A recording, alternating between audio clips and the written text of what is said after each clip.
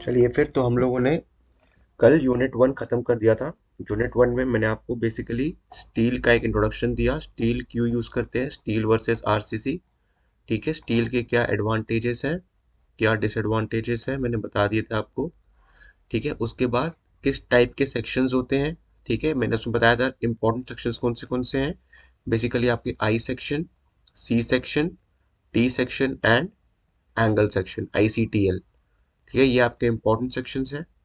ठीक है, IS 800 2007। ठीक है, फिर बुक मैंने बता दी थी आपको, AK उपाध्याय यूज कर लीजिए। ठीक है, ठीक है, या फिर दुग्गल यूज कर लीजिए, जो भी आपको सही पड़े। ठीक है, और एक आपको स्टील टेबल भी खरीदनी है। वो या तो आप PDF डाउनलोड करके उसका प्रिंट आउट निकाल लीजिए, या फिर आप Amazon से डायरेक्टली ऑर्डर कर दीजिए। ठीक है, चलिए, तो हम लोग फिर क्लास को अभी स्टार्ट करते हैं। ठीक है, तो आज हम पढ़ेंगे रिवेटेड कनेक्शंस। ठीक है, आपके स्टील कनेक्शंस में, स्टील कनेक्शंस आपके स्टील कनेक्शंस जो होते हैं वो आपके 3 टाइप के होते हैं। ठीक है, सबसे पहला रिवेट, फिर होता है बोल्ट। ठीक है, फिर होता है बोल्ट, फिर उसके बाद होता है वेल्ड। ठीक है, तो सबसे पहले हम रिवेट्स पढ़ेंगे। ठीक है, उसके बाद हम बोल्ट्स पढ़ेंगे, फिर हम वेल्ड्स पढ़ेंगे। ठीक है, तो रिवेट बेसिकली आपके परमानेंट स्ट्रक्चर्स में यूज करते हैं, परमानेंट स्ट्रक्चर्स में हम यूज करते हैं। ठीक है, हम रिवेट्स बेसिकली परमानेंट स्ट्रक्चर्स में यूज करते हैं। और बोल्ट हम वहां करते हैं यूज जहां पे हमें इंस्पेक्शन की जरूरत है, मतलब जहां पर हम उसको पार्ट्स को हटा भी सकते हैं और इंस्पेक्ट कर सकते हैं। ठीक है, तो जो भी ये कनेक्शंस हैं ये बेसिकली आपके स्टील मेंबर्स को एक दूसरे से जोड़ने के लिए है। स्टील मेंबर्स को एक दूसरे के साथ जोड़ने के लिए यूज होते हैं स्टील मेंबर्स को। ठीक है, इन इन कनेक्शंस का यूज इसी के लिए होता है। ठीक है, चलिए फिर, तो क्लास को स्टार्ट करते हैं। तो structural steel connection, the various components of a framed steel structures need to be joined firmly with each other to make union between all the members and also make their connections leak proof। ठीक है, ये बहुत important है। Leak proof, आप कोई भी connection बनाओगे, obvious सी बात है उसको लीक प्रूफ तो होना ही पड़ेगा। ठीक है, fasteners are use for this purpose and they are of the following types. क्या क्या फास्टनर, किस किस टाइप के फास्टनर्स होते हैं? Rivets, bolts, pins, welds. ठीक है, पिन्स भी एक टाइप का बोल्ट ही होता है। ठीक है, कैसे वो बोल्ट से डिफरेंट होता है और क्यों इसका नाम पिन रखा गया है वो हम देखेंगे। ठीक है, आप लोगों ने पढ़ा होगा SM में हिंज जॉइंट। हिंज जॉइंट जो होता है, वो हिंज जॉइंट बेसिकली इन पिन से ही बनता है। ठीक है, और आपको याद होगा ये पिन्स बेंडिंग मोमेंट ट्रांसफर नहीं करते, बस शेयर फोर्स ट्रांसफर करते हैं। ठीक है, चलिए,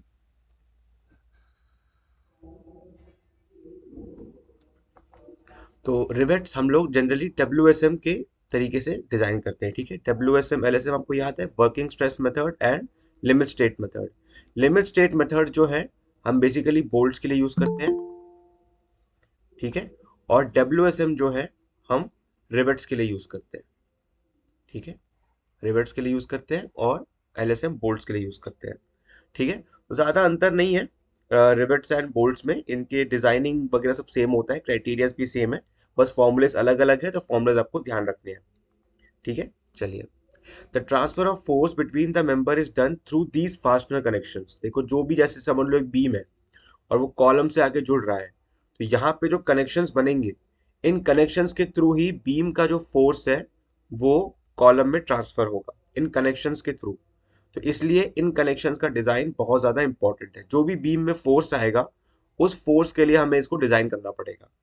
ठीक है, अब वो किस तरीके से उस फोर्स को ट्रांसफर करेगा, क्या वो शेयर के थ्रू करेगा, क्या वो बियरिंग के थ्रू करेगा, ऐसे बहुत सारे तरीके हैं उसके। ठीक है, तो वो हम समझेंगे आज, और उसके हिसाब से जो फॉर्मूलेज हैं वो देखेंगे। These fastener connections and therefore design of these connections becomes critical since without transfer of forces the unified behavior of the frame structure can not be realize, ठीक है। यूनिफाइड बिहेवियर, क्योंकि हमें चाहिए कि कॉलम और बीम एक साथ काम करें, तो अगर एक साथ काम करवाना है तो ऑब्वियस सी बात है कनेक्शन को अच्छे से बनाना है। चलिए, pin and bolt connection generally used where certain flexibility of the connection, मैंने कहा था जहां पे कनेक्शंस को आपको रिपेयर करना है या बाद में इंस्पेक्ट करना है, ठीक है, वहां पर हम फ्लेक्सिबिलिटी के लिए हम बोल्टिंग या पिन लगाते हैं। And regular inspection of the connection is required, जहां पे इंस्पेक्शन की रिक्वायरमेंट है वहां पर।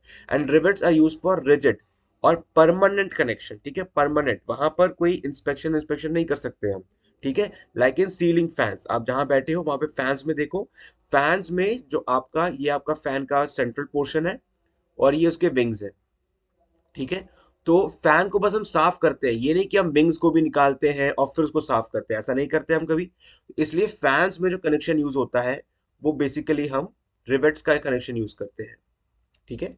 रिवेट्स का कनेक्शन हम फैंस के लिए यूज करते हैं, ठीक है। चलिए, in this unit we shall discuss various types of failures a riveted connection subjected to। unit 2 आपका riveted connection के लिए है, can be subjected to and design a rivet connection to counter the same along with necessary assumptions, ठीक है। जो riveted connection में कौन से failure होते हैं, चाहे वो rivets का failure हो, चाहे जिस member से जुड़ रहा है वो rivet उसका failure हो, जो भी failure हो दोनों के लिए हमें डिजाइन करना पड़ेगा। तो उन failures को हम समझेंगे, उन failures के अगेंस्ट रिवेट कैसे अपना स्ट्रेंथ देता है वो भी हम समझेंगे और उसके हिसाब से हम डिजाइन करेंगे। चलिए, rivets are installed via forced pressing through instruments like hammers and used for permanent connections and are more leak proof than bolts, ठीक है। ऑब्वियसली बात है, अगर रिजिड है, अगर वो रिजिड है, परमानेंट है, तो more leak proof than bolts होगा। But since they are permanent, regular inspection not possible, ठीक है, रेगुलर इंस्पेक्शन पॉसिबल नहीं है। आप ये नहीं देखोगे कि यार फैन खराब हो गए तो उसकी विंग्स हम हटा रहे हैं और उन विंग्स को ठीक कर रहे हैं, ऐसा नहीं है, ठीक है। रिवेट्स आपके परमानेंट कनेक्शंस होते हैं। चलिए, when members of a steel structure connected by using rivets, the joint so formed is called riveted joint and the process of jointing is called riveting। आसान, ठीक है। Rivet is made from round steel bar generally conforming to IS 17 IS 7557 और IS 2062। बहुत important नहीं है इसको याद रखना, बस मैं बता रहा हूँ कि रिवेट जो है जिस स्टील बार से बनता है उसके जो क्वालिटी कंट्रोल पैरामीटर्स है वो इस IS कोड में गिवन है। Rivets further shall be designed to conform to IS 1929 and IS 2155। ये बेसिकली डिजाइन कोड्स है रिवेट के डिजाइनिंग का। रिवेट डिजाइन नहीं कर रहे हो आप तो ये IS कोड ध्यान रखने की जरूरत नहीं है। रिवेटेड कनेक्शन हम डिजाइन करते हैं जिसके बारे में हमें अच्छे से पता है through IS 800। It consist of enlarge top body called the head and slimmer longer body called the shank. ये इंपॉर्टेंट है, head and shank. Basically rivet का शेप ऐसा होता है, ठीक है। तो इसको बोलते हैं हेड और इसको बोलते हैं शैंक, ठीक है। ये आपका बेसिकली रिवेट होता है और इसके ऊपर जब हम हैमर मारते हैं, इसके ऊपर जब हम हैमर से मारते हैं तो ये मेंबर के अंदर घुस जाता है और कनेक्शन बना देता है, ठीक है। And narrow conical end called tail, ठीक है, बेसिकली ऐसे head shank tail, head shank tail, HST, ठीक है, ऐसा होता है आपका rivet. Tails are generally used when riveting mechanical parts, therefore in steel design you would only come across head and shank। वो जो टेल वाला पार्ट है वो मैकेनिकल पार्ट्स में ज्यादा यूज होता है, बट जो हम सिविल इंजीनियरिंग में जो स्टील स्ट्रक्चर यूज करते हैं वहां पे ज्यादातर हम लोग ये यूज नहीं करते हैं। चलिए, तो ये आपका डायग्राम है, हेड शैंक एंड टेल। हम इसको ज्यादा यूज करेंगे, ये आपका मैकेनिकल में ज्यादा यूज होता है, ठीक है। सिविल इंजीनियरिंग में ऐसा ज्यादा यूज होता है जहाँ पे टेल आपको नहीं दिख रहा है, ठीक है। चलिए, तो इसमें फिर टाइप्स ऑफ रिवेट्स है, snap, pan and flat countersunk, ठीक है। ये कुछ आपके ये आपको डायग्राम्स याद रखने हैं, सीधा पेपर में आ सकता है, draw the types of rivets, ठीक है। तो snap, pan and flat counter sunk. Snap तो इजी है, ठीक है, स्नैप में बस ये है कि ऊपर डोम की जगह ये ट्रेपीजियम बन गया है, और फ्लैट काउंटर संक में डिश भी है, उल्टा है, ठीक है, फ्लैट राउंडेड। काउंटर संक में ये उल्टा है, ठीक है। चलिए,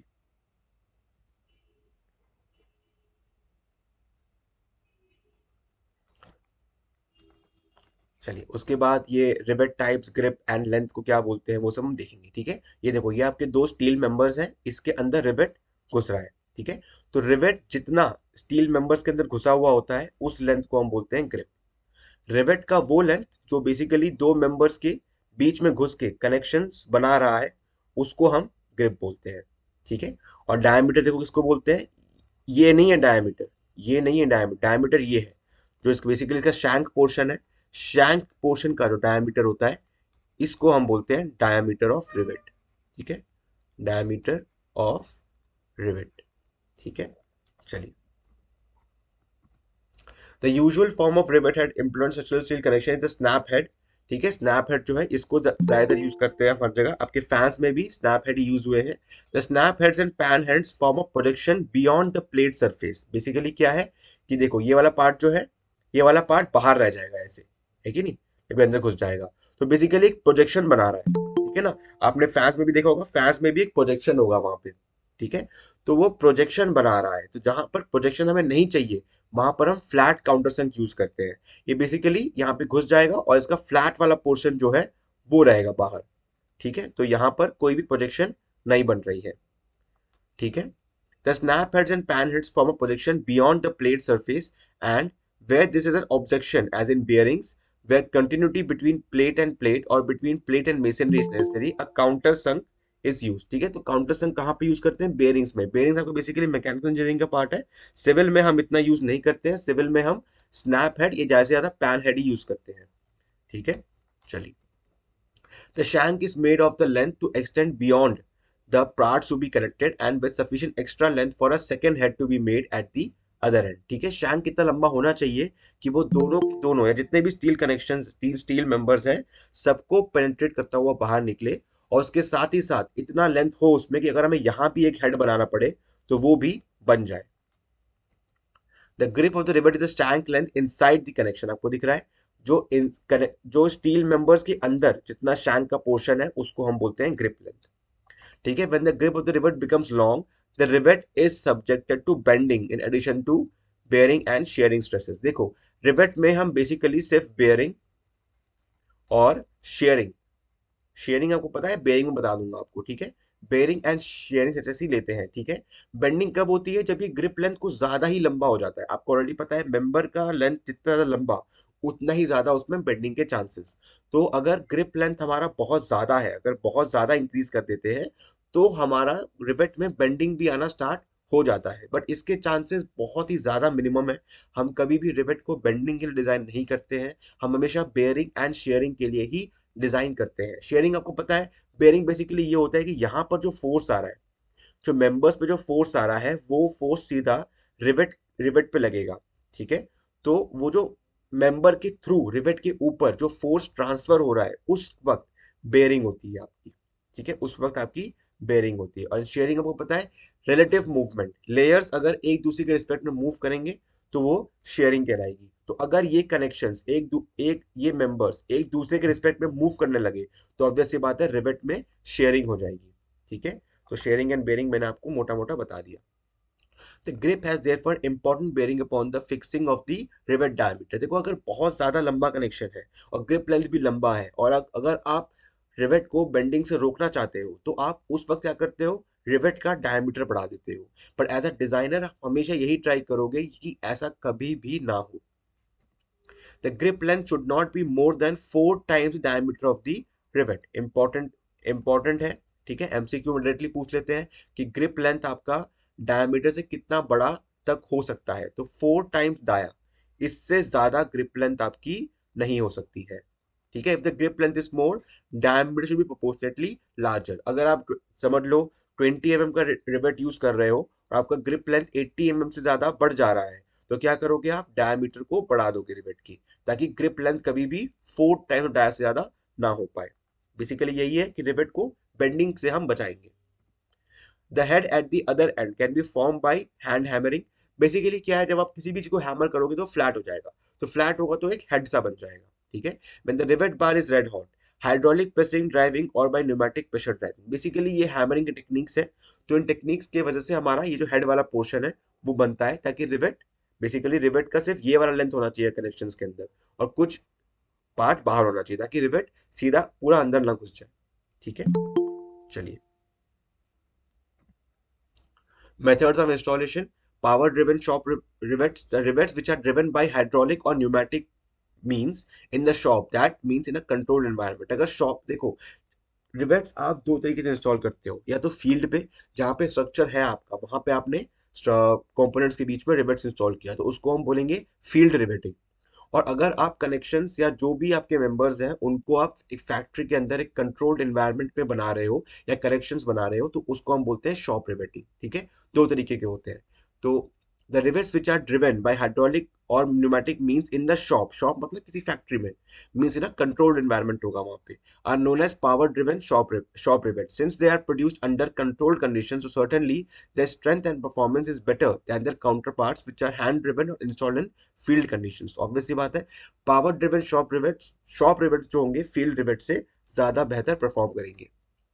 hand driven shop rivet is installed by hands but in shop conditions, therefore the strength is lesser than power driven ones. Power driven में कोई मशीन यूज करेंगे, उसके बाद हम रिवेट्स को इंस्टॉल करेंगे, तो ऑब्वियस सी बात है, एक तो मशीन है, ऊपर से शॉप में हो रहा है कंट्रोल कंडीशंस में, तो सबसे बेस्ट परफॉर्मेंस ये देगा आपको। सेकंड बेस्ट कौन देगा, जहां पर आप खुद हैंड के थ्रू सिर्फ एक हैमर लेकर इंस्टॉल कर रहे हो बट एक कंट्रोल एनवायरनमेंट पे। ठीक है, और थर्ड है फील्ड रिवेट्स। फील्ड रिवेट्स कुछ नहीं है, जो आप फील्ड में मतलब जहाँ पे स्ट्रक्चर है, समझ लो पूसा में कोई स्टील स्ट्रक्चर लग रहा है, ठीक है, तो वहां पर फील्ड में आप कोई रिवेट्स इंस्टॉल कर रहे हो, फील्ड में मतलब on the place of the structure, जहाँ स्ट्रक्चर इंस्टॉल होगा। तो अब ऐसी बात है, least quality control and least performance field rivets की ही होगी। Hot driven rivets, these rivets are heated before driving into the holes. The hot rivet becomes plastic, expands and fills the rivet hole completely in the process of forming a head at the other end. Hot driven क्या है, basically आपने उसको melt किया और उसको connections components के बीच में जाने दिया, तो वो जाएगा, उसके बाद क्या होगा, वो कोल्ड हो जाएगा, कोल्ड होने के बाद वो एक रिजिड स्ट्रक्चर, प्लास्टिक स्ट्रक्चर बना देगा, जिससे कनेक्शंस हो जाएंगे वहां पे। ठीक है, on cooling, the rivet shrinks both in length and diameter. Due to shortening of the rivet shank length, the connection parts become tighter due to clamping action. Clamping action कुछ नहीं है, बस ये है कि जब कोई कोई भी एक मॉल्टन चीज अगर जब वो श्रिंक करती है, तो होने के बाद वो रिजिड होना स्टार्ट हो जाती है। तो रिजिड होती है, तो जिस भी मेंबर्स के बीच में वो मॉल्टन स्टेट में था, उन मेंबर्स के बीच में एक बहुत ही स्ट्रॉन्ग कनेक्शन वो बना देती है। ठीक है, ये सेम क्लैंपिंग एक्शन में तब भी बात की जब आप आरसीसी में मैंने बॉन्ड पढ़ाया था आपको। आरसीसी में पहले स्टील लगता है, उसके बाद आपका वेट कंक्रीट पोर होता है। जब वेट कंक्रीट श्रिंक होना स्टार्ट होता है, तो वो भी एक क्लैंपिंग एक्शन बना देता है स्टील के ऊपर। ठीक है, जिसकी वजह से स्टील और कंक्रीट के बीच में एक बॉन्ड पैदा हो जाती है। तो यहाँ पर भी हॉट ड्रिवन रिवेट्स में क्या होता है कि मोल्टन स्टेट में आपने रिवेट को इंस्टॉल किया और जब वो कूल हुआ, तो वो श्रिंक होकर उसने मेंबर्स के बीच में एक क्लैंपिंग एक्शन के थ्रू कनेक्शन पैदा कर दी। चलिए, cold driven, the cooling of hot driven rivets, the cooling of the hot driven rivets causes development of residual stresses in the rivets। Obviously बात है, कोई भी चीज अगर श्रिंक करेगी तो उसमें श्रिंकेज स्ट्रेसेस पैदा होंगे। And also after cooling the size and length of rivet reduces, creating chances for development of voids which can render the connection porous। Obviously बात है, कोई भी चीज अगर श्रिंक करेगी छोटी हो जाएगी, अगर छोटी हो रही है तो ऑब्वियसली बात है उसमें voids क्रिएट होने के चांसेस बढ़ जाएंगे। therefore came in the cold driven rivets which are driven at room temperature and at high pressure। मतलब यहाँ पर क्या किया, यहाँ पे क्या किया, मोल्ट कर दिया तो अपने आप चला गया वो अंदर। यहाँ क्या किया, टेम्परेचर रूम टेम्परेचर पे ही है। कोल्ड मतलब ये नहीं कि भाई तुम दिल्ली की सर्दी में बाहर निकल के 4 डिग्री 5 डिग्री में जाके वहां पे कोल्ड ड्रिवन कर रहे हो, ऐसा नहीं है।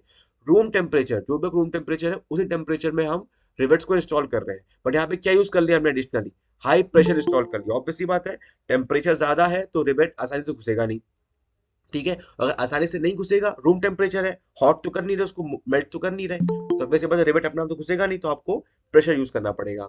The use of cold driven rivet limited as high pressures are required to form the head at the room temperature and it may not be feasible to use this process for making the head in the field connections। obviously बात है, field में कहाँ से pressure लाओगे आप। ठीक है, तो ये सब cold driven rivets basically shop में कंट्रोल्ड कंडीशंस में फैक्ट्रीज में होते हैं। The strength of the cold driven rivet is more than the hot driven rivets, but the clamping force is less since there is no shrinkage after installation unlike the hot driven rivets। obviously बात, जो clamping action था, जो आपकी hot driven rivet की खासियत थी, वो cold driven में तो होगी नहीं, क्योंकि आप मेल्ट तो कर नहीं रहे, कुछ चीज कोई भी चीज श्रिंक तो कर नहीं रही, तो क्लैंपिंग एक्शन कहां से आएगा। ठीक है, तो ये आपके 5 तरीके के इंस्टॉलेशन के तरीके हैं, ठीक है, मेथड्स ऑफ इंस्टॉलेशन और ड्राइविंग ऑफ रिवेट्स, ठीक है, power driven shop rivets, head driven, field rivet, फिर हॉट एंड कोल्ड, ठीक है। चलिए, उसके बाद कुछ नॉमेनक्लेचर्स हैं, ये हमें समझना है, यहाँ से आपको न्यूमेरिकल पोर्शन स्टार्ट होता है, ठीक है, मेन पोर्शन, तो ध्यान से सुनना है, ठीक है। Nominal diameter, the diameter of the shank of the rivet, आपको ध्यान रखना है, ठीक है, अगर ये रिवेट है, ठीक है, तो इसका जो डायमीटर है ये है आपका नॉमिनल डायमीटर डी, ठीक है। इसके डायमीटर से कोई मतलब नहीं है हमें, इसको मैंने बता दिया, बेसिकली जो कंपोनेंट है उसके बाहर रहता है ये वाला पार्ट, तो बस ये इसलिए है कि पूरा का पूरा रिवेट ना निकल जाए नीचे, ठीक है, बस एक उसको एंकरिंग के लिए है ये, और किसी चीज के लिए नहीं है। तो इसका डायमीटर नहीं, जो शैंक का डायमीटर है उस वो है रिवेट का diameter. Diameter of the shank of the rivet after it has cooled down and taken its final dimension is called normal diameter of a rivet, ठीक है। अब कभी कभी क्या होता है कि आपका कोई मेंबर होता है, उसकी थिकनेस दे देते हैं कुछ, ठीक है, उसकी थिकनेस दे देते हैं और बोलते हैं चलो भाई डिजाइन करो इसको, रिवेट का डायमीटर बताया नहीं, तो ये एक एम्पेरिकल फॉर्मूला है, ठीक है, एम्पेरिकल फॉर्मूला है जहां पर हम रिवेट का डायमीटर निकाल सकते हैं, ठीक है। D M M, M M में आता है हमेशा, इज इक्वल टू, ठीक है, तो ये थिकनेस भी उस मेंबर की है जिसमें रिवेट आप इंस्टॉल कर रहे हो एमएम में, और डायमीटर भी रिवेट का हमेशा एमएम में ही आता है, ठीक है। तो ये आपका एक एम्पेरिकल फॉर्मूला है जो कभी कभी जब क्वेश्चन में सीधा गिवन होता है कि ये आपके मेंबर्स हैं, थिकनेस ये है, चलो भाई फटाफट डिजाइन करो, तो वहां पे हमें पता होना चाहिए कितने डायमीटर का रिवेट हम यूज कर सकते हैं। इससे ज्यादा भी यूज कर सकते हो, ये नहीं कि भाई इतना ही यूज करना है आपको, बट इससे कम नहीं करना, ठीक है। Empirical formula to find out the minimum nominal diameter, इतना तो चाहिए ही चाहिए। अगर आपको लगा कि इससे ज्यादा यूज करें तो उससे ज्यादा भी यूज कर सकते हो आप।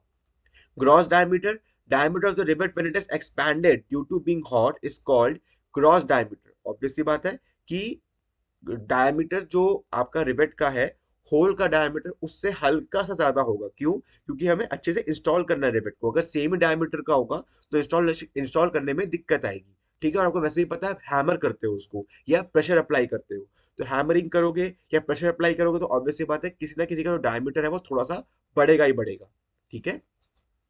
Is equal to diameter of the hole it has been installed और ड्रिवन इनटू, जो भी होल है जहां पे रिवेट को इंस्टॉल कर रहे हो उसका डायमीटर है diameter of hole. The diameter of the rivet is 1.5 mm. Diameter of the hole is 1.5 mm more than nominal diameter of the rivets for rivet less than or equal 25 mm and 2 mm more for nominal diameter exceeding 25 mm. ठीक है, तो अगर diameter आपका 25 mm से कम है rivet का, तो D not क्या होगा? D plus 1.5 mm। और अगर डी आपका 25 mm से ज्यादा है तो आपका D nought, basically gross diameter of hole क्या होगा? D plus 2 mm। बहुत इंपॉर्टेंट है क्योंकि आपको रिवेट में डी नॉट से ही आप कैलकुलेशन करोगे, क्यों? क्योंकि रिवेट का डायमीटर फाइनली डी नॉट ही तो बन जाएगा, जब आप हैमर करोगे उसको, वो एक्सपैंड करेगा होल के अंदर, तो उसका डायमीटर डी नॉट ही तो बन जाएगा, ठीक है। तो इसलिए रिवेट में gross diameter of hole is more important. आपको क्वेश्चन में दिया ये रहेगा, बट आपको इस क्राइटेरिया के हिसाब से यहां तक पहुंचना रहेगा। Pitch of rivet, it is a center to center distance between two successive rivets measured parallel। ये बहुत इंपॉर्टेंट है, पिच एंड गेज में बच्चे बहुत कंफ्यूज होते हैं, ठीक है। तो तरीका क्या है? P for pitch, P for parallel, parallel to the direction of the force. देखो फोर्स ऐसी लग रही है, इसका डायरेक्शन क्या है? उसी डायरेक्शन के पैरेलल, जिस डायरेक्शन में फोर्स है उसी डायरेक्शन में पिच भी मेजर होता है। तो अगर फोर्स ऐसी लग रही होती तो ये बन जाता हमारा पिच, ठीक है ना, ये हमारा पिच बन जाता, ठीक है। ये नहीं कि आपने देख लिया, आपने बोला कि सर पिच तो होता है हॉरिजॉन्टल और गेज होता है वर्टिकल, ऐसा नहीं है, वो फोर्स के डायरेक्शन पे डिपेंड करता है, ठीक है। तो P for pitch, P for parallel, parallel to the direction of the force, ठीक है। यहाँ P stand for parallel not perpendicular, ठीक है, परपेंडिकुलर पैरेलल दोनों ही P से स्टार्ट होते हैं, बट फिर भी आपको ये इतना ध्यान रखना ही पड़ेगा, ठीक है। अब गेज डिस्टेंस क्या होता है? Gauge distance, centre to centre distance between two consecutive rivets following in line perpendicular, perpendicular ये डायरेक्शन है फोर्स का, इसके परपेंडिकुलर जो डिस्टेंस है उसको हम गेज बोलते हैं, ठीक है। Pitch, gauge, end distance, edge distance, ये आपको बहुत ध्यान रखना है। उसके बाद है and end edge distance. PT end distance is the distance from the last bolt to the end of the plate along the direction parallel, ठीक है। एंड डिस्टेंस क्या है?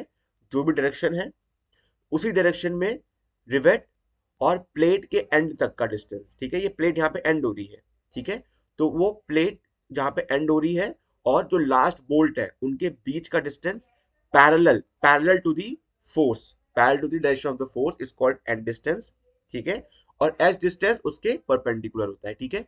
बहुत सारे बुक्स में इसका उल्टा गिवन होता है, बट आप सही डेफिनेशन यही है, मैंने बहुत सारे बुक से वेरीफाई किया है, यही आपका सबसे करेक्ट डेफिनेशन है, ठीक है। End distance is parallel to direction of force, edge distance is perpendicular. आपने देखा pitch, gauge, edge distance, end distance, ये सारे के सारे डायरेक्शन ऑफ फोर्स पर डिपेंड करते हैं। आप ऐसे नहीं रट सकते कि एक वर्टिकल है और एक हॉरिजॉन्टल है, ऐसा आप नहीं रट सकते, ठीक है। चलिए, as distance between the last rivet to the end of the pit in direction perpendicular, ठीक है, मैंने बोल्ड कर रखा है तो आपको पढ़ने में दिक्कत नहीं आएगी। Gauge line, imaginary line passing through the line of rivets and is perpendicular to the direction of gauge and is only used its only use is that the distance between consecutive gauge lines gives the gauge distance in a rivet। कुछ नहीं है यार, देखो ऐसा है, gauge आपका, gauge ये है आपका, ठीक है, तो ये एक गेज लाइन है, ये बेसिकली एक गेज लाइन है जो इमेजिनरी लाइन है, तो इन लाइंस के बीच का जो डिस्टेंस होगा वो क्या बताएगा, गेज बताएगा, बस और कुछ नहीं। तो बेसिकली रिवेट्स के जो रोज हैं उनसे एक इमेजिनरी लाइन पास होती है और उस इमेजिनरी लाइन के बीच का डिस्टेंस जो है वो हमें गेज बताता है, तो उसको हम गेज लाइन बोलते हैं, ठीक है, और कुछ नहीं। अब स्पेसिफिकेशंस, हम एक रिवेट को कैसे स्पेसिफाई करते हैं, ठीक है, किस चीज से हम उसको स्पेसिफाई करते हैं, ठीक है, तो rivet diameter, rivet diameter for strength calculation purpose always taken as the gross diameter, ठीक है, मैंने पहले बताया था रिवेट का स्ट्रेंथ पता करने के लिए हमेशा हम उसका ग्रॉस डायमीटर, मतलब जिस होल के अंदर रिवेट जा रहा है उस होल का डायमीटर ही लेते हैं, ठीक है, which is equal to the diameter of the hole the rivet is installed into, since it is assumed that the rivet occupies the hole completely, ठीक है, ये assume करते हैं कि होल को completely rivet ने ऑक्यूपाई कर रखा है, इसलिए जो होल का डायमीटर है उसी को हम रिवेट के फॉर्मूले में यूज करते हैं।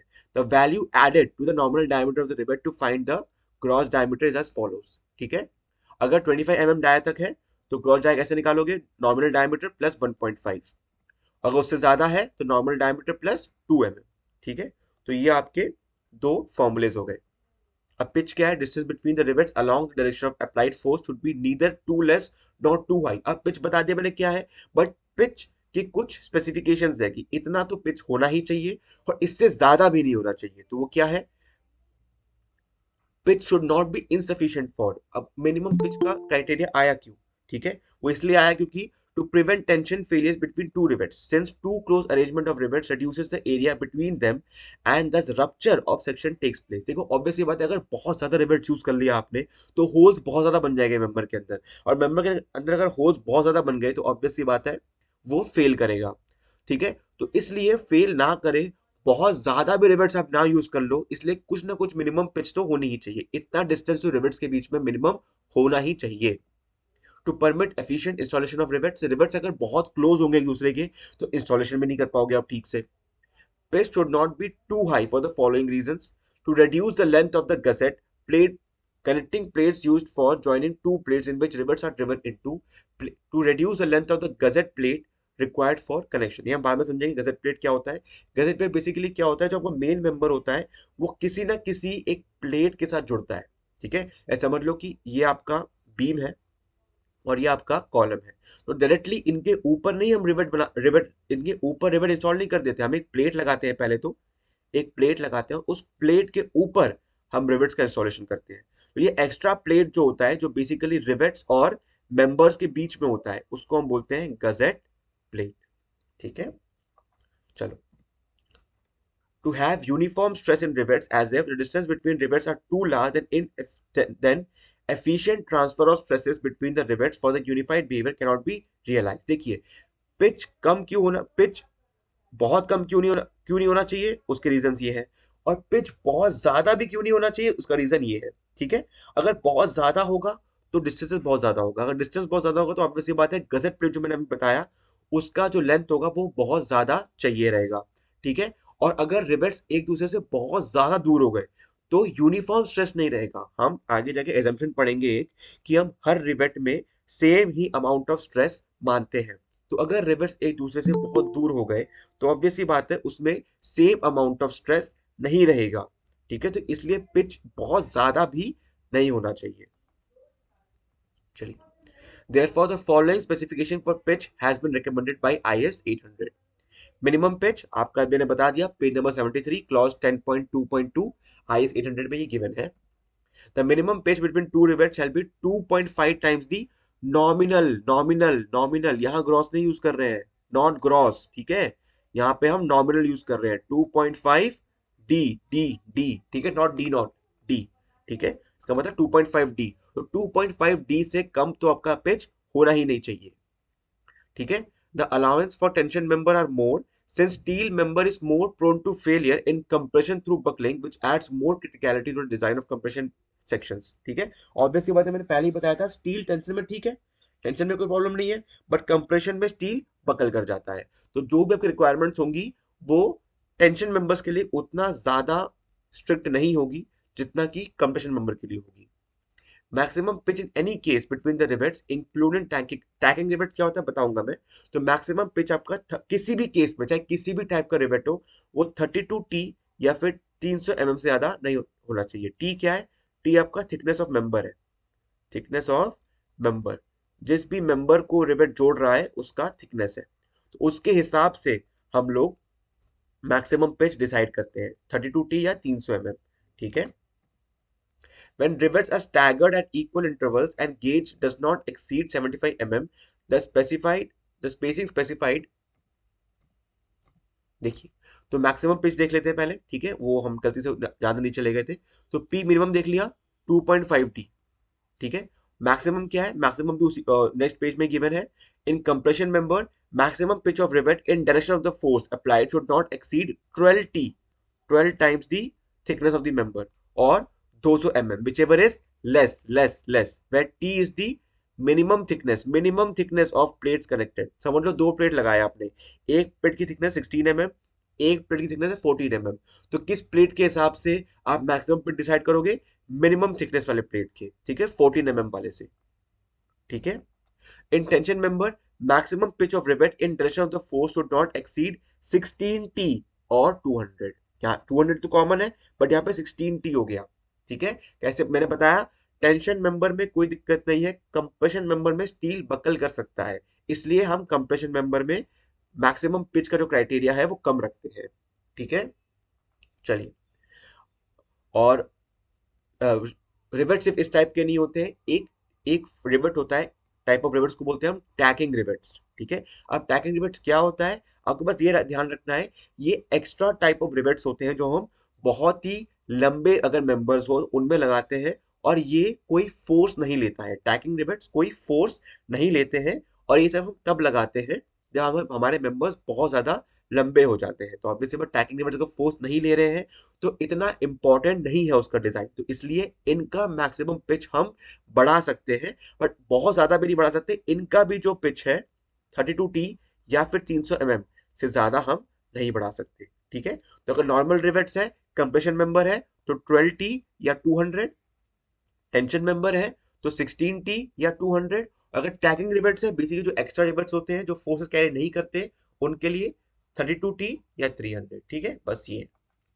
When rivets are staggered at equal intervals, staggering का मतलब क्या होता है, देखिए यहाँ पर आपका एक ही लाइन में लगा हुआ है ये, पर कभी कभी रिवेट्स ऐसे भी लगते हैं, ऐसे लग गए, फिर सेकेंड रो में ऐसे लग गए, फिर थर्ड रो में फिर से ऐसे लग गए, फिर फोर्थ रो में ऐसे लग गए। ठीक है, तो इनको स्टैगरिंग बोलते हैं। ठीक है, यहाँ पे क्या है, बेसिकली आपका जो गेज है, जो गेज है वो कांस्टेंट नहीं है।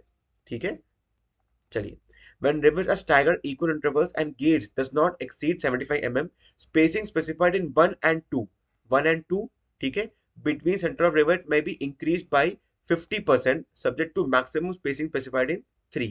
1 and 2 क्या है, ये आपका 1 है, ठीक है, ये आपका 2 है, और ये आपका 3 है।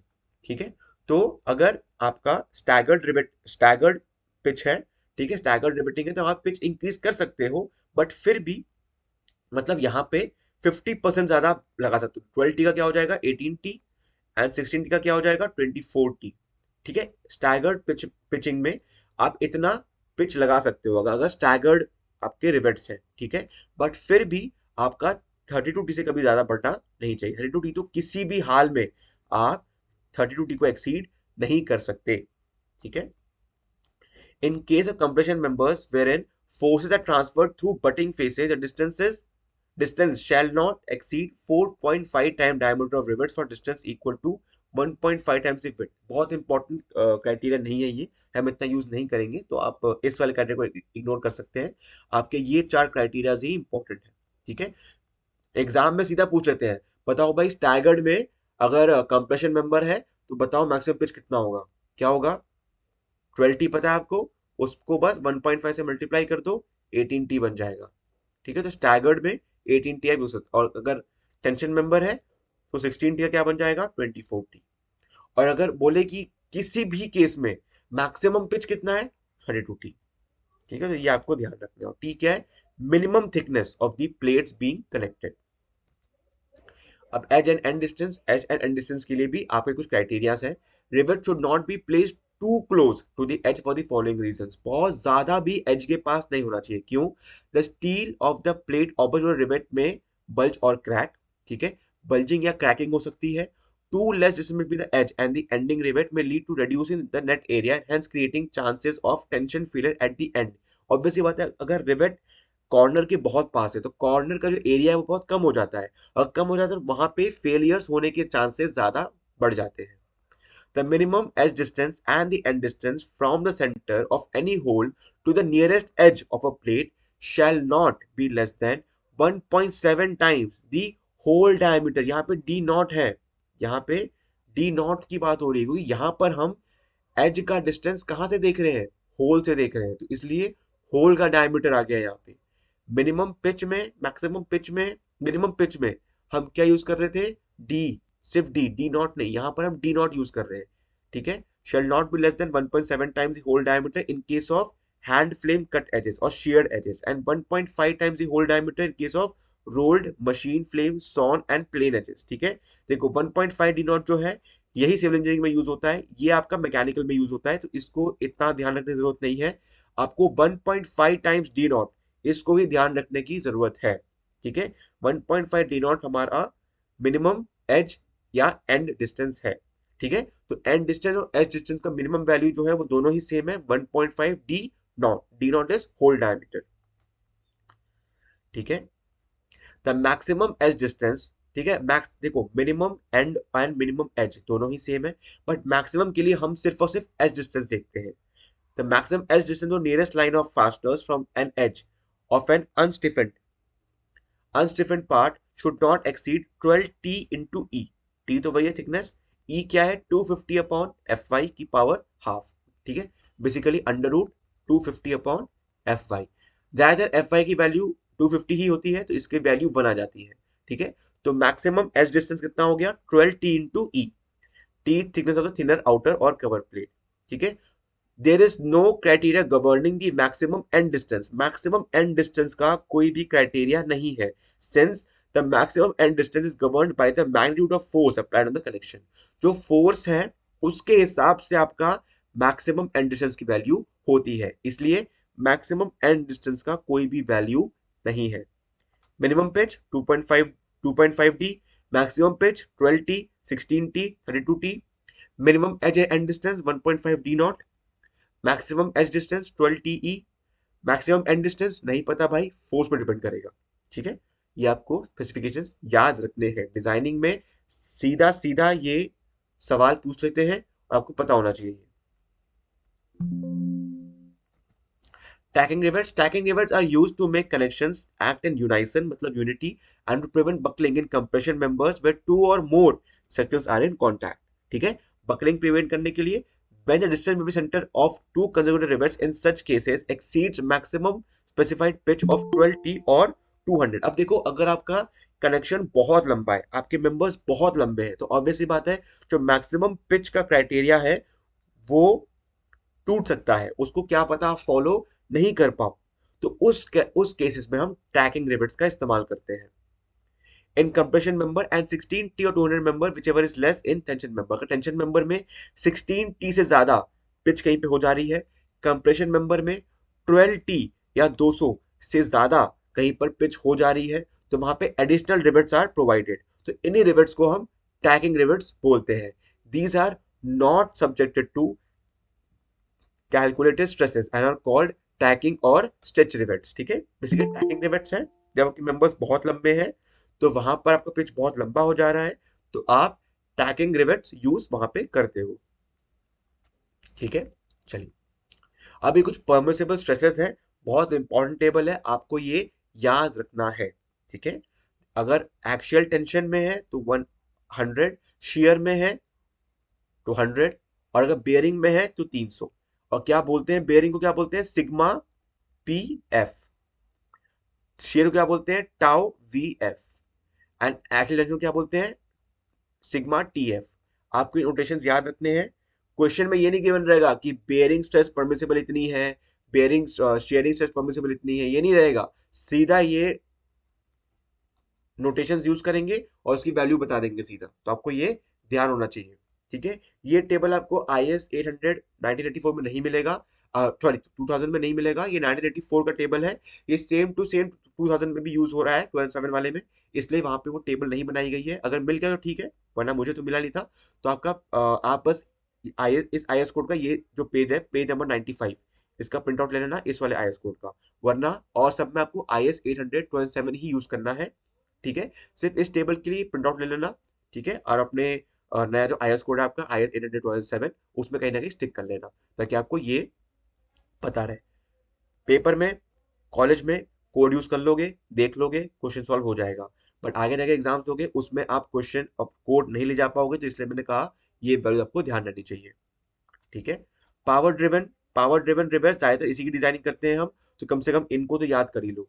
ठीक है, hand driven, close tolerance, bolt and clearance hole इतना इंपॉर्टेंट नहीं है। ठीक है, अगर बहुत करना है तो आप बस इन दोनों टाइप्स के रिवेट्स के जो वैल्यूज हैं इनको याद रख लेना। ठीक है, चलिए अब टाइप्स ऑफ रिवेट कनेक्शन किस किस टाइप के होते हैं, कैसे कैसे रिवेट्स को हम लगाते हैं वो देखते हैं। ठीक है, rivet connection two types, lap joint, butt joint. Butt joint सबसे बढ़िया होता है, आगे जाके हम समझेंगे भी इस बात को। ठीक है, लैप में कुछ नहीं है, दो मेंबर्स को लाए, एक दूसरे के ऊपर लैप कराया, लैपिंग कराई और उनके बीच में एक रिवेट इंस्टॉल कर दिया। ठीक है, तो ये आपका लैप जॉइंट हो जाता है। ठीक है, चलिए lap joint, plates that are jointed joint are brought face to face such that an overlap, एक ओवरलैप होता है, एग्जिस्ट। फिगर में दिख रहा है आपको, ये आपको ओवरलैप है दोनों के बीच में, और आपने रिवेट को इंस्टॉल कर दिया। यहाँ पे देख लो डबल हेडेड है, ऊपर भी हेड है, नीचे भी हेड है। ठीक है, rivets are inserted on an overlapping portion, जो ओवरलैपिंग पोर्शन है उसके बीच में रिवेट लगा दिया आपने, खत्म बात। ठीक है, the jointing of the overlapping member are done by using one or more rose of rivets, या तो एक ही रो लगा दिया आपने या फिर बहुत सारे रोज लगा दिए। Based on the number of rose in the joint, lap joint classified into single riveted lap joint या डबल रिवेट। सिंगल रिवेटेड में क्या होता है, एक ही रो होता है, आपको दिख रहा है एक ही रो है यहाँ पे। ठीक है, बस एक ही रो लगा दिया आपने। इसको जब आप ऊपर से देखेंगे तो बेसिकली मेंबर आपका ऐसा है। ठीक है, मेंबर आपके ऐसे आ रहे हैं और एक दूसरे से वो ओवरलैप कर रहे हैं। ठीक है, तो उस पर हमने रिवेट्स लगा दिए, जो ब्लैक्स हैं ये रिवेट्स है। A lap joint in which only one row of rivets is used is called single riveted lap joint. जो फिगर है आपको दिख ही रहा है। ठीक है, चलिए डबल में आपकी बेसिकली डबल रिवेट्स लगा दिया आपने। ठीक है, यहाँ पे आप देख पा रहे हो, यहाँ पर जो पिच है वही पिच यहाँ पर भी है। ठीक है, तो पिचेस सेम है। अगर पिच में वेरिएशन आ रहा है, ठीक है, तो उसको हम बोलते हैं स्टैगर्ड या जिगजैग। ठीक है, ये आपका स्टैगर्ड है या फिर जिगजैग कह लो इसको, स्टैगर्ड या जिगजैग। इसमें क्या है, आपका जो रिवेट की पोजीशन है वो हर रो के साथ चेंज हो रही है। ठीक है, a lap joint in which two or more rows of rivets are used to build the connection between the member is called double or multiple riveted lap joint. When multiple joints are used, the arrangement of rivets between two neighboring rows may be of two kinds. In chain riveting, इसको हम chain riveting बोलते हैं। Chain riveting, adjacent rows have rivets in the same transverse line. ठीक है, जो भी आपकी line है उसी लाइन में आप हर रो में रिवेट्स को लगा रहे हो। ठीक है, तो इसको हम बोलते हैं चेन रिवेटिंग, चेन रिवेटिंग बोलते हैं इसको। ठीक है, इन zigzag riveting on the other hand, adjacent rows of rivets are staggered। ठीक है, देखो इस लाइन में है, फिर इस लाइन में है, फिर इस लाइन में है, फिर इस लाइन में है, फिर इस लाइन में है, फिर इस लाइन में है, तो क्या बन रहा है, एक zigzag पैटर्न बन रहा है। ठीक है, zigzag पैटर्न, इसलिए इसको बोलते हैं zigzag या फिर staggered। ठीक है, तो ये आपके दो टाइप के लैप जॉइंट्स हो गए। ठीक है, but the load transfer in lap joint is such that eccentricity is created. क्यों भाई, ये बोलो इसेंट्रिसिटी कैसे क्रिएट हो रहा है? देखो फोर्स यहाँ लग रही है और फोर्स यहाँ पे लग रही है, इस मेंबर पे भी लगेगी फोर्स, इस मेंबर पे लगेगी। समझ लो ये बीम है और ये कॉलम है, दोनों में फोर्स लगेंगी। तो ये क्या कर रहा है, एक मोमेंट बना दे रहा है कि नहीं? क्योंकि इसके सेंटर से डिस्टेंस है कुछ इस फोर्स का, एंड इस फोर्स के सेंटर से कुछ डिस्टेंस है ना? तो यहां पर क्या आ जा रहा है, मोमेंट जनरेट हो जा रहा है। ठीक है, और मैंने पहले ही कहा था रिवेट में बेंडिंग मोमेंट जनरेट हो जाए, इससे ज्यादा खतरनाक चीज है ही नहीं। ठीक है ना, रिवेट में बेंडिंग मोमेंट क्रिएट होनी ही नहीं चाहिए। ठीक है, but the load transfer in lap joint is such that eccentricity is created, due to which undesirable bending takes place, causing tension in the joint, which reduces efficiency of the riveted setup.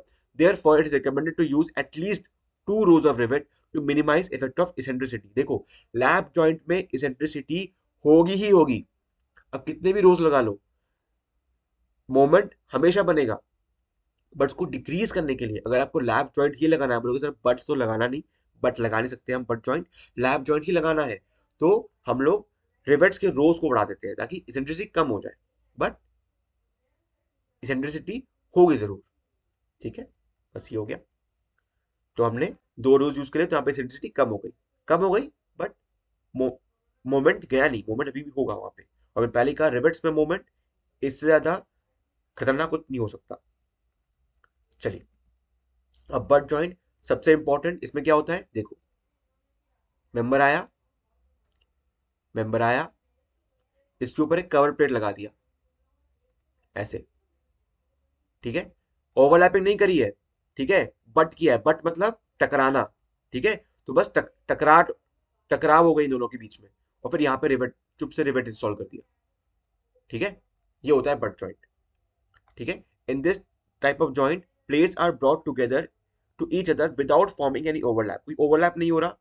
Rivet joints are formed between each of the plates and 1 or 2 cover plates. ये cover plate है, ठीक है, ये आपका cover plate है, तो basically आपने rivet को इंस्टॉल करने के लिए यूज किया है।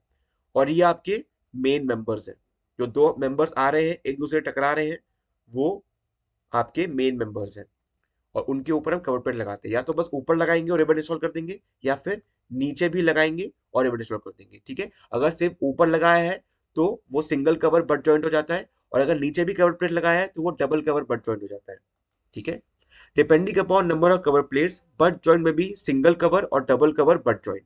Like lap joint, the arrangement of rivets may be of various kinds, namely single row, double row, triple row, zigzag etcetera. Obvious सी बात है, जैसे आपके लैप जॉइंट में डिफरेंट टाइप्स थे, एक रो में यूज किया, 2 रो में यूज किए, 3 रोज में यूज किए रिवेट्स, वैसे ही आपकी यहाँ पर भी single row, double row, triple row, zigzag, staggered, हर कुछ हो सकता है। Butt joint classified as follows, single riveted single cover butt joint, मतलब एक ही रो है, आप बोलोगे सर दिख तो 2 रहे हैं, तो ऊपर ये रो इस मेंबर के लिए काम कर रहा है और ये रो इस मेंबर के लिए काम कर रहा है, तो इसलिए सिंगल रिवेटेड ही है। ठीक है, तो सिंगल रिवेटेड सिंगल कवर, एक ही रो है और कवर प्लेट भी सिंगल है, तो single riveted single cover butt joint हो गया ये। ठीक है, फिर सिंगल रिवेटेड डबल कवर क्या होगा, एक ही रो है बट कवर प्लेट 2 लगाया है आपने। ठीक है, उसके बाद double riveted single cover, 2 rose of rivet है हर मेंबर के लिए, बट कवर प्लेट आपने एक ही यूज करी है, ये मेंबर दिख रहे हैं आपको।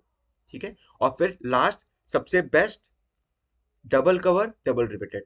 ठीक है, अब मैं से क्वेश्चन पूछूंगा, आंसर देंगे उसका। ठीक है, ये फोर्स का डायरेक्शन है। ठीक है, फटाफट अब मैं 2 मेजरमेंट्स मार्क कर रहा हूं, मुझे बस ये बताओ कौन से मेजरमेंट क्या है, ए क्या है बी क्या है, ए और बी में से पिच कौन सी है बताओ मुझे। पिच बी वाली है बी सर। बी वाली है yes sir. I B think B. वाली पिच है। बिल्कुल सही, ठीक है, बिल्कुल सर सही। इनर डिस्टेंस तो बिटवीन द बी रिवेट। वाली हमारी पिच है। ठीक है, तो अगर बी वाली पिच है तो ए वाली अपने आप क्या हो जाएगी, गेज। गेज। ठीक है, चलिए, गॉज हो जाएगी। Very good. ठीक है, तो butt joint desirable is more desirable. अब बट जॉइंट मोर डिजायरेबल क्यों है? The the shear carrying capacity of a butt joint is double of that of a lap joint since there are 2 shear planes। अब ये क्या होता है shear plane भाई? देखो क्या है, जब आप लैप जॉइंट यूज कर रहे हो, ये आपका लैप जॉइंट है और ये आपने रिवेट लगा दी, तो रिवेट कहाँ फेल कर सकता है, सिर्फ यहाँ फेल कर सकता है। ठीक है, तो आपने रिवेट का ये वाला शेयर प्लेन का यूज किया, फोर्स स्ट्रेंथ प्रदान करने के लिए, ठीक है। सिर्फ एक शेयर प्लेन का यूज किया आपने, रिवेट के सिर्फ एक ही प्लेन को आपने यूज किया। बट जब आपका डबल कवर है तो आप यहां से भी फिल कर सकता है रिवेट, और यहां से भी फिल कर सकता है रिवेट। तो कितने शेयर प्लेन हो गए हमारे पास? दो शेयर प्लेन हो गए, ठीक है। दो शेयर प्लेन हमारे पास हो गए, ठीक है।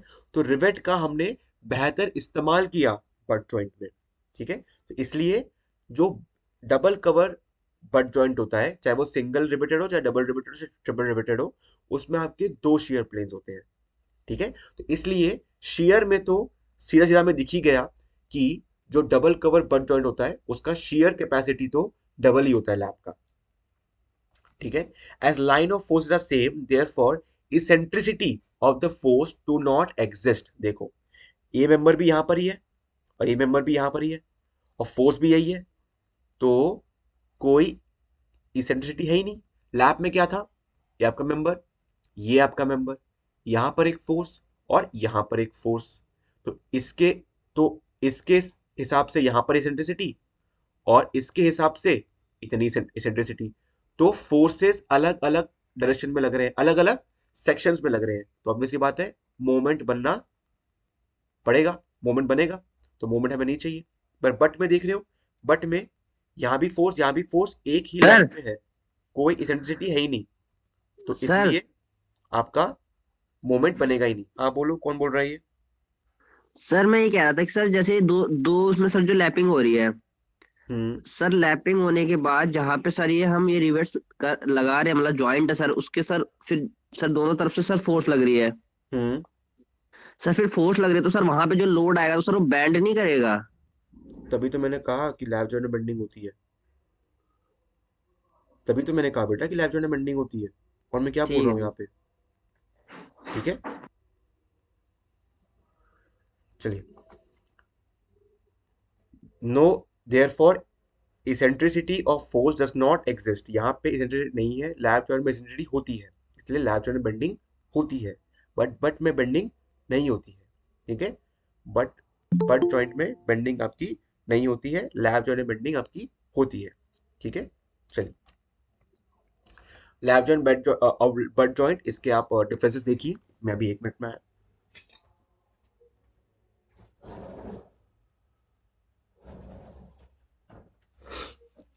तो lap joint cover plates are not used, lap joint में कवर प्लेट यूज नहीं करते, सीधा मेन मेंबर्स पे रिवेटिंग कर देते हैं। बट जॉइंट में कवर प्लेट यूज करते हैं। Number of rivets of fastener required is lesser. Lab joint में आप बस लैब क्रिएट करते हो तो रिवेट्स आपको उतना इस्तेमाल नहीं करनी पड़ती है, बट जॉइंट में रिवेट ज्यादा इस्तेमाल करनी पड़ती है। Eccentricity of force exist, eccentricity होती है, तो इसलिए बेंडिंग भी होगी और उससे उसके रिलेटेड टेंशन भी होगी, ठीक है। बट जॉइंट में इसेंट्रिसिटी नहीं होती है, ठीक है। Number of shear planes is one and hence less stronger. Shear planes मैंने पहले एक्सप्लेन कर दिया, लैब जॉइंट में एक ही शेयर प्लेन होता है, बट जॉइंट में नंबर ऑफ शेयर प्लेन ज्यादा होते हैं, तो इसलिए आपका जो बट जॉइंट होता है उसका शेयर कैपेसिटी ऑलमोस्ट डबल होता है। मैंने पहले ही बता रखा है, आपके दो क्राइटेरिया होते हैं, शेयरिंग एंड बियरिंग, ठीक है। तो बियरिंग क्या होता है वो समझेंगे बाद में। बेसिकली अभी आप शेयरिंग समझिए। शेयरिंग मैंने बताया, बेसिकली जो आपका रिवेट है उसका जिस भी मेंबर के बीच में लगे हैं वो, ठीक है, जो मेंबर में फोर्सेस लग रहे हैं, ठीक है। तो रिवेट में एक, ये यहां जा रहा है, ये यहां जा रहा है, तो ऑब्वियस सी बात है रिलेटिव रिलेटिव डिस्प्लेसमेंट होगा रिवेट के मटेरियल में, जिसकी वजह से आपके शेयर प्लेन्स क्रिएट होंगे, ठीक है। तो इसी को हम बोलते हैं शेयरिंग, ठीक है। तो रिवेट का इस वाले लेयर का शेयर कैपेसिटी, इस वाले लेयर का शेयर को बेयर करने की क्षमता, उसको हम बोलते हैं sharing sharing capacity of rivet, ठीक है। और बेयरिंग क्या होता है? अगर फोर्स ऐसी लग रही है, ठीक है, तो यहां पर एक रिएक्शन पैदा होगा, ठीक है, एक रिएक्शन पैदा होगा। तो ये जो फोर्स ट्रांसफर हो रही है रिवेट में, ऑब्वियसली बात है फोर्स यहां पर आएगा, उसके बाद रिवेट के थ्रू फोर्स यहां जाएगा, है ना। तो ऑब्वियसली बात है, तो एक रिएक्शन पैदा होगा यहाँ पे। तो रिवेट के शैंक के ऊपर, मटेरियल के ऊपर जो रिएक्शन पैदा हो रही है उसको हम बेयरिंग बोलते हैं, ठीक है, इसको हम बेयरिंग बोलते हैं। शेयरिंग क्या है, बेयरिंग क्या है, मैंने आपको बता दिया, आगे जाके और भी आएगा इसके बारे में तो और अच्छे से समझेंगे, ठीक है। तो लैब जॉइंट बट जॉइंट देख लिया और रेफरेंसेस देख लिया। अब मोड्स ऑफ फेलियर, किस किस मोड में फेल करता है रिवेट हमारा, ठीक है।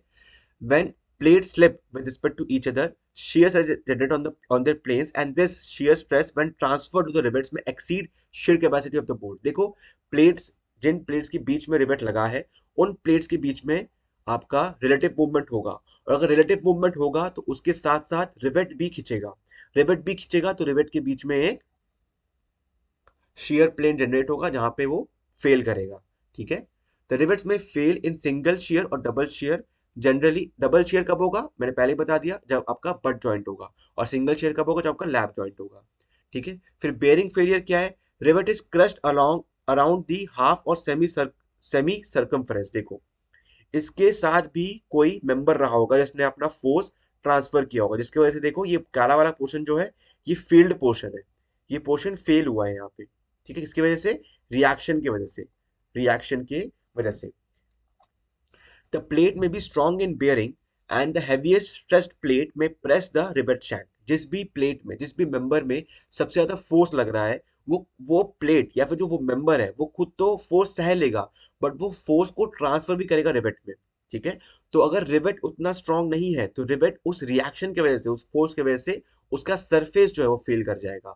This happens when the plate are of higher grade or strength in comparison breadth of rivet. तो इसलिए बेयरिंग फेलियर को रोकने के लिए हमेशा हमारा जो प्लेट और जो रिवेट होता है इन दोनों का स्ट्रेंथ जो होता है हम सेम रखते हैं, ताकि बेयरिंग फेलियर ना हो। ठीक है, तो बेयरिंग फेलियर का रिजल्ट क्या होता है, उसको सरफेस पे कैसे फेल करता है हमने दिखा दिया। Tension failure, this occurs when in addition to shear stress the rivet is also subjected to tensile forces due to the eccentricity of forces in case of lap joint। ठीक है, ये तीसरा टाइप ऑफ फेलियर जो है बहुत कम होता है, और तभी होता है जब आप लैप जॉइंट यूज करते हो, क्योंकि वहां पे बेंडिंग क्रिएट होती है। Generally best possible measures are taken against this failure and such failures seldom occur. बहुत कम अकर करता है ये फेलियर, क्योंकि हम या तो बट जॉइंट यूज कर लेते हैं या फिर लैप जॉइंट में बहुत सारे रोज यूज कर लेते हैं, जिसकी वजह से टेंशन फेलियर के चांसेस बिल्कुल ही कम हो जाते हैं। तो आपका यही दोनों मेन है। ठीक है, यही दोनों आपके मेन है, sharing failure and bearing failure. हम कभी भी रिवेट को टेंशन फेलियर के लिए डिजाइन नहीं करते हैं। ठीक है, चलिए आगे बढ़ते हैं। ठीक है, टेंशन और टेयरिंग फेलियर ऑफ प्लेट्स। ठीक है, अब हम रिवेट्स रिवेट्स की फेलियर देख ली हमने, पर रिवेट के साथ साथ और कौन लगा हुआ है, प्लेट लगा हुआ है, तो प्लेट भी तो फेल कर सकता है। तो वो कैसे फेल करेगा, सबसे पहला तरीका क्या है, टेंशन और tearing failure of plates. In the tensile stress in the plate at the net cross section में exceed the working tensile stress. क्या बात हो रही है, देखो जहां पे रिवेट लगाओगे वहां पे ऑब्वियस सी बात है आपका जो प्लेट का एरिया कम हो जाएगा, क्योंकि आपने प्लेट के एरिया किसको दे दिया है, कुछ एरिया प्लेट का अपने रिवेट को दे दिया है। ठीक है, तो अगर रिवेट को दे दिया है वो एरिया, तो ऑब्वियस सी बात है वहां पे आपको जो नेट एरिया है, तो रिवेट का एरिया घटाने के बाद जो आपका नेट एरिया है वो कम है। अगर नेट एरिया कम है तो वो टेंशन फेलियर को प्रोन हो सकता है। Tension on both the net effective area and gross area must be considered. ज्यादातर नेट एरिया में ही होता है, ग्रॉस एरिया में तो काफी ज्यादा एरिया है। ठीक है, ये कैसे हो रहा है, देखो भाई, फोर्स अपॉन एरिया आपका होता है स्ट्रेस। ठीक है, तो अगर एरिया कम हो रहा है किसकी वजह से, रिवेट के इंस्टॉलेशन की वजह से प्लेट का एरिया कम हो रहा है, तो अगर एरिया कम हो रहा है तो स्ट्रेस बढ़ेगा, और अगर स्ट्रेस बढ़ेगा तो फेलियर होना लाजमी है। ठीक है, चलिए, insufficient edge distance, edge क्या था आपको दिख रहा है फिगर में, which reduces the net area of plate resistant tension में also attribute to its failure। अगर edge distance और कभी कभी end distance दोनों में से कोई भी चीज अगर कम हो, कोई भी चीज कम हो, तो यहाँ का जो एरिया है और यहाँ का जो एरिया वो कम हो जाएगा, एरिया कम हो जाएगा तो स्ट्रेस बढ़ जाएगा, तो यहाँ पे आपका टेयरिंग फेलियर, टेंशन फेलियर हो सकता है। रिवेट्स में टेंशन फेलियर बहुत इंपॉर्टेंट नहीं था, क्योंकि रिवेट्स में हम बेंडिंग होने ही नहीं देते हैं, बट प्लेट में tension failure is very very important. ठीक है, दूसरा है बेयरिंग फेलियर ऑफ प्लेट्स। जैसे आपका रिवेट्स फेल करता है बेयरिंग की वजह से, वैसे ही आपका मेंबर भी फेल कर सकता है। कैसे होगा, देखो मैंने एक लैप जॉइंट बना दिया आपके लिए। ठीक है, यहाँ पर रिवेट आया, यहाँ पे फोर्स आई, रिवेट ने सह लिया। ठीक है, फिर उस फोर्स को ट्रांसफर किया। ठीक है, यहाँ पर जो ट्रांसफर कर रहा है ना, तो क्या पता रिवेट का जो स्ट्रेंथ है प्लेट वन से ज्यादा हो, तो रिवेट ने ज्यादा फोर्स लिया, बट ये प्लेट वन सह नहीं पाया उतने फोर्स को, तो प्लेट वन फेल कर जाएगा बेयरिंग से। ठीक है, ये होता है। तो बेयरिंग फिर रिवेट कैसे होता है, जब ये प्लेट रिवेट को फोर्स देता है और रिवेट का जो स्ट्रेंथ होता है प्लेट से कम होता है, तो रिवेट बेयरिंग से फेल कर सकता है। पर अगर रिवेट फेल नहीं किया, उसके बाद फोर्स को ट्रांसफर किया उसने मेंबर नंबर वन से, ठीक है, तो मेंबर नंबर वन का अगर स्ट्रेंथ इस रिवेट से कम है तो मेंबर नंबर वन बेयरिंग से फेल कर सकता है। ठीक है, तो बेयरिंग रिवेट में भी हो सकती है एंड प्लेट में भी हो सकती है। When stresses transferred from the rivet to the plates exceed the bearing stress capacity of the plate, then the plate area in the vicinity मतलब near to the rivet may get failed due to crushing. The failure gets affected by the rivet spacing and edge distance. Obvious सी बात है, यहाँ पर भी देखो जितना ज्यादा area होगा उतना ही ज्यादा वो बेयरिंग स्ट्रेस को सह पाएगा। बट अगर आपका एरिया कम है, किस लिए कम होगा? जब आपका या तो एज एज डिस्टेंस कम है या तो एंड डिस्टेंस कम है, दोनों में से कोई भी डिस्टेंस कम हुआ तो आपका बेयरिंग फेलियर होगा ही होगा। ठीक है। The failure can prevented by providing proper rivet spacing. अगर रिवेट स्पेसिंग आपने प्रॉपर प्रोवाइड कर रखी है, मिनिमम पिच को आपने फॉलो किया है, तो वहां पर आपका प्लेट का एरिया ज्यादा बचेगा। और अगर एरिया ज्यादा है तो स्ट्रेस कम होगा, तो बेयरिंग फेलियर कम होने के चांसेस है। ठीक है। तो एज डिस्टेंस या फिर एंड डिस्टेंस जो भी हो, ठीक है, edge distance, end distance, rivet की स्पेसिंग, ये सब आपको प्रॉपर मेंटेन करनी है ताकि आपका बेयरिंग फेलियर ना हो। ठीक है। बैठा एंड देंगे ना हम, बैठा। चलो,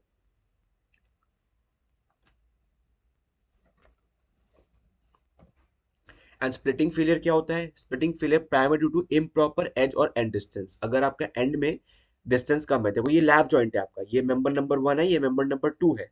मेंबर नंबर 2 का जो एज है उससे जो रिवेट का डिस्टेंस है वो बहुत कम है, जिसकी वजह से क्या हुआ कि ये ऐसे फेल किया, ये ऐसे फेल किया और स्प्लिट हो गया। स्प्लिट मतलब खुल गया, ये मेंबर खुल गया। ठीक है, ये स्प्लिट हो गया, तो वो स्प्लिटिंग फेलियर होता है। ठीक है। और shear failure, internal stress of over the rivet, मतलब shank length is more than the grip, मतलब जितना रिवेट को अंदर घुसना था आपने उससे ज्यादा घुसा दिया, उसको बहुत ज्यादा हैमरिंग कर दी। रिवेट एक तो ओवर ड्रिवन है और उसके बाद उसका डिस्टेंस जो एज या एंड से है वो बहुत कम है, then specified causes this failure.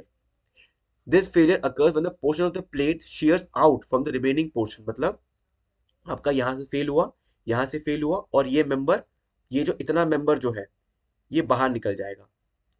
इतना जो जो शेड कर रहा हूं इतना मेंबर बाहर निकल जाएगा, शेयर कर गया। ये क्या कर गया? शेयर कर गया।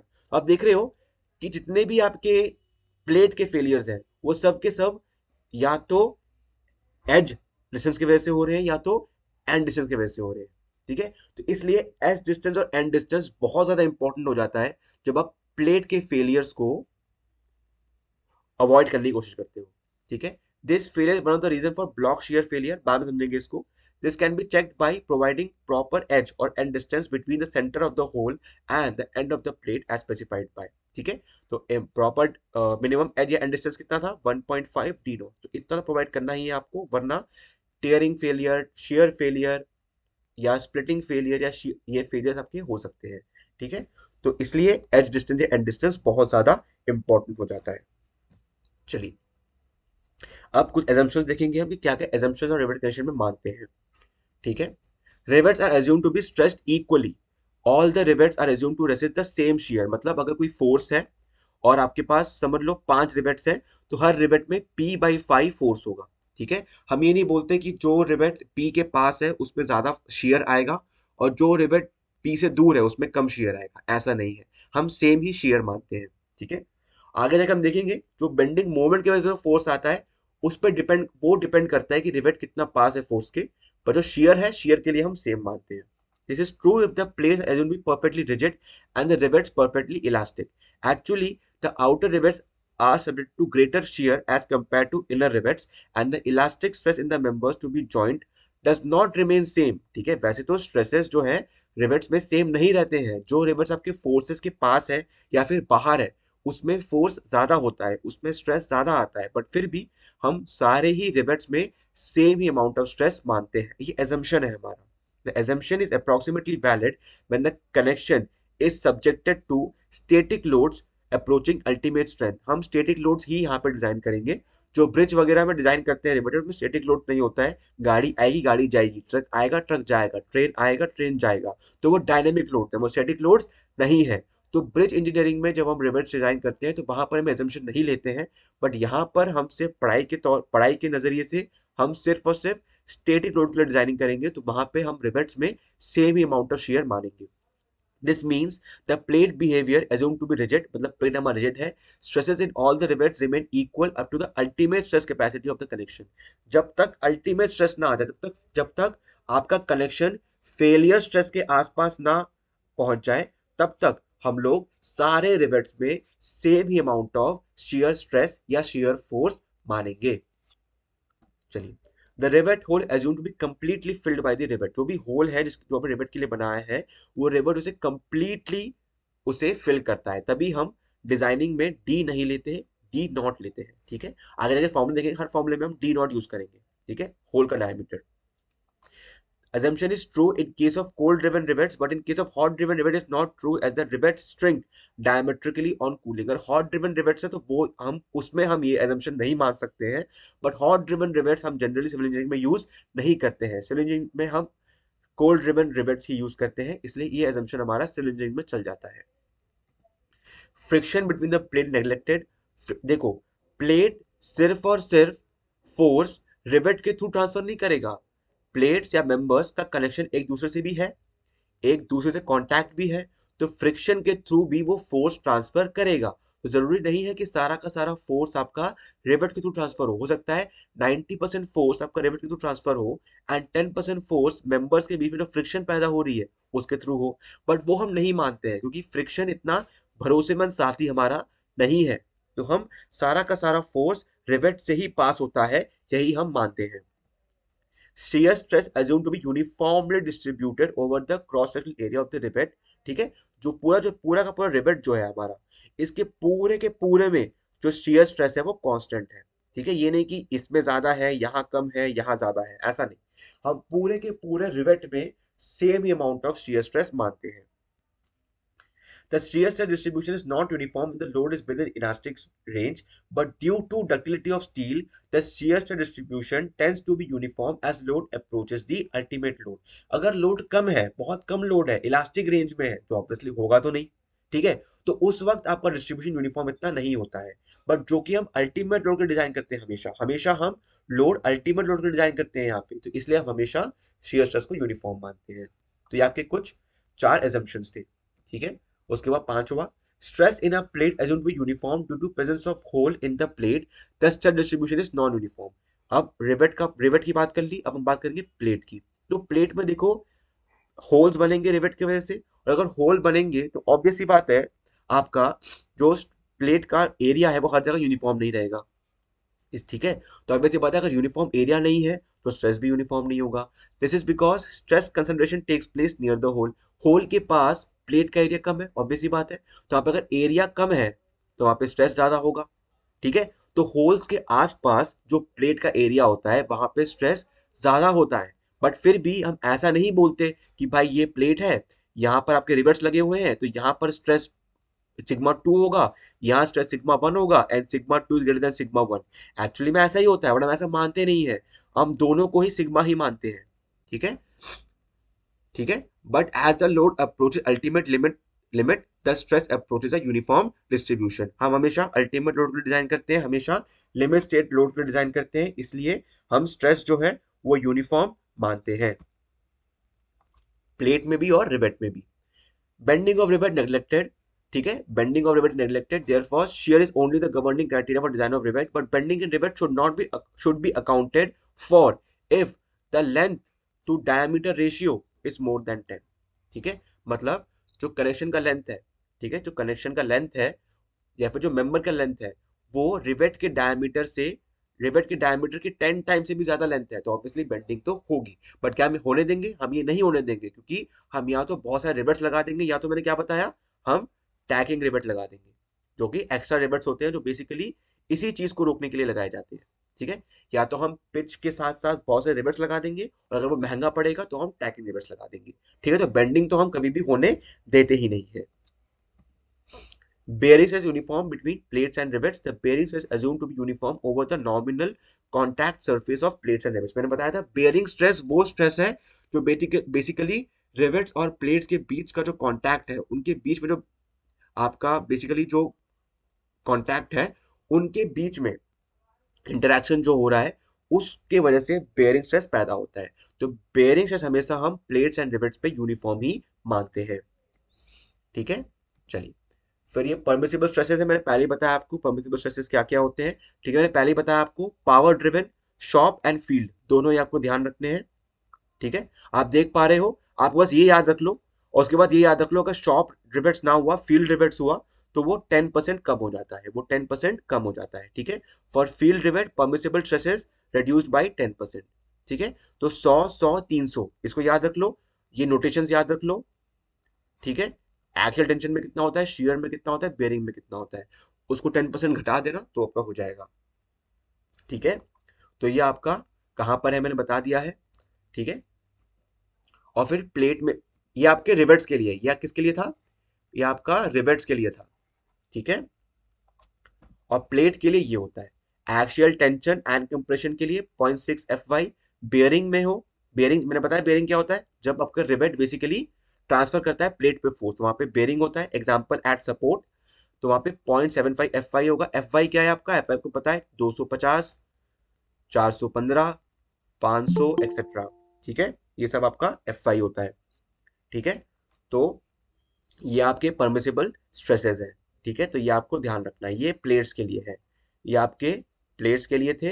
इससे पहले जो मैंने बताया वो रिवेट्स के लिए था, ठीक है। तो दोनों के लिए परमिसिबल स्ट्रेसेस इंपॉर्टेंट है, ठीक है। चलिए, तो हम ये जो फॉर्मूलाज हैं, अब हम फॉर्मूलेस पे जाएंगे। तो ये फॉर्मूलाज वगैरह हम नेक्स्ट टाइम में डिस्कस करेंगे, ऑलरेडी ये क्लास बहुत लंबी चल चुकी है, मेरे को पता है आप लोग काफ़ी ज़्यादा पढ़ा दिया मैंने आज, ठीक है। देखो इतना इसलिए पढ़ा रहा हूँ क्योंकि हमारे पास सिर्फ 3 मंथ्स है आपका सिलेबस कंप्लीट करने के लिए, इसलिए थोड़ा आपको ज़्यादा मेहनत करनी पड़ेगी और मुझे थोड़ा ज़्यादा पढ़ाना पड़ेगा, ठीक है। तो स्ट्रेंथ ऑफ रिवेटेड जॉइंट ये हम क्लास 3 पढ़ेंगे, ठीक है, क्लास 3 सर में हम ये थ्री पढ़ेंगे sir next three Monday month को। से बस। अप्रैल को है ना आपका एंड सेमेस्टर अप्रैल को है बेटा, ठीक है। मई में सॉरी, मई में है तो अप्रैल तक खत्म करना है मेरे को, तो April is 4th month, January is 1st month, तो 1 + 3 = 4, ठीक है। Okay sir okay. तो आपका क्लास 3 मंडे को है, यूनिट 2 का ही होगा, ठीक है। जो लिंक है मैं आपको सेंड कर दूंगा। जो आपको लिंक मैंने क्लास 1 के लिए भेजी थी, जो भी मंडे का जो मैंने लिंक भेजा था वो हर मंडे को रिपीट होगा, और जो मैंने आज लिंक भेजी थी ये लिंक हर ट्यूसडे को रिपीट होगी, ठीक है। तो अगर आप किसी वजह से अगर नया अनाउंसमेंट देख ना भी पाए, तो पुराने लिंक से आ जाओ, उसी लिंक पे क्लास होगी आपकी, ठीक है, गूगल मीट पे ही होगी। तो मंडे को स्ट्रेंथ ऑफ रिवेटेड जॉइंट और इसके न्यूमेरिकल्स करेंगे हम, ठीक है। तो मैंने आपको आज बता दिया सारा कुछ, अब मैं रिकॉर्डिंग को ऑफ करूंगा। Hello sir. 1 मिनट रुको। हेलो। ओके।